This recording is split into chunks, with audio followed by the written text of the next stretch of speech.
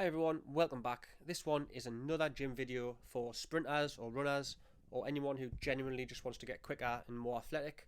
So here we go.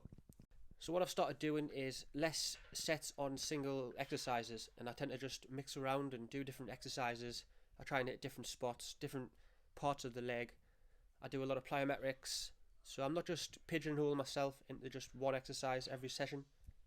You know, I come from a bodybuilding background, and I used to go in there and it always used to be back squats. I used to do 5 or 6 sets up until my max, then hit some leg extensions and leg curls, and that was pretty much it.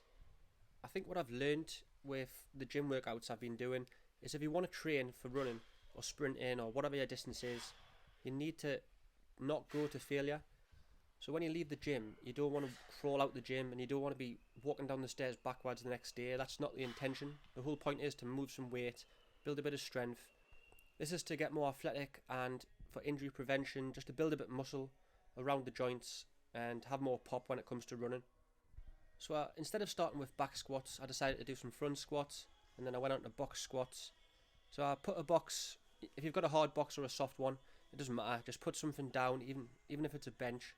So you want to pause at the bottom and then explode up. I see Noah Lyle's doing a lot of these, but obviously he's a 100 metre, 200 metre sprinter. He's lifting a lot more weight. I've seen him get up to nearly 200 kilogram, I believe. But I just put on about 60 kilogram, whatever feels comfortable, and sit onto the box and explode up. And then you've got your single leg lunges. These are really good. And then we move on to plyometrics. So the reason why I do these a little bit later is to slightly fatigue the legs.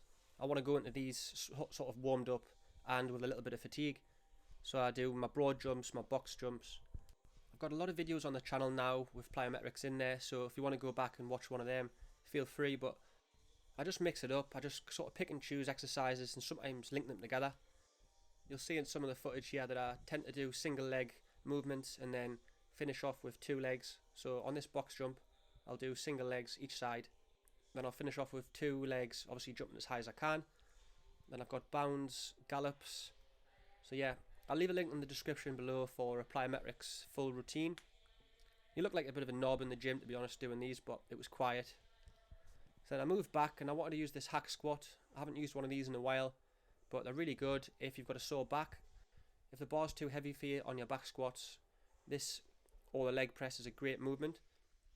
So I like to pause at the bottom and then explode up. So as you see, I'll wait at the bottom maybe half a second and then push up. It's quite good if you can put a latch on the bottom so you can literally go till failure. But remember, on this routine, I'm only doing 1 set on most of these exercises, so going till nearly failure is fine. Just don't get carried away and literally do like 3 sets of max lifting. If you do this, you're not going to be able to run the next day, or your next session's going to suffer. There's no point going to the track to do 10 400s, for example, if your legs are battered. I mean, I would normally average 63, 64 for that session.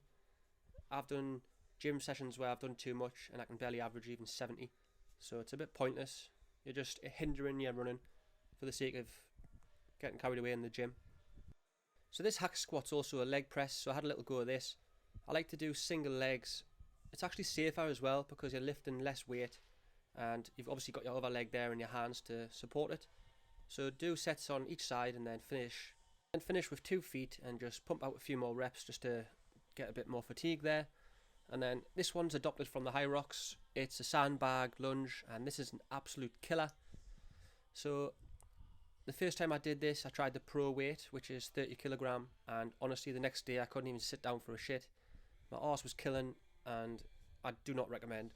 If you haven't done these before, 80 meters of doing sandbag lunges just destroys you. So I felt like this workout was more quad dominant, so I decided to do some hamstrings at the end. Did a nasty drop set with some kettlebells. Started off 28 kilograms in each hand, dropped to 18 or 16 I think, and then down to 12. And then I've seen the sprinters do these with elastic bands. I didn't actually have any bands, so this is the best thing I could think of. And to be honest, I just felt like a bit of a dick, so I stopped doing them. So if you're subscribed, you would have seen this big gym fail, but yeah, enjoy.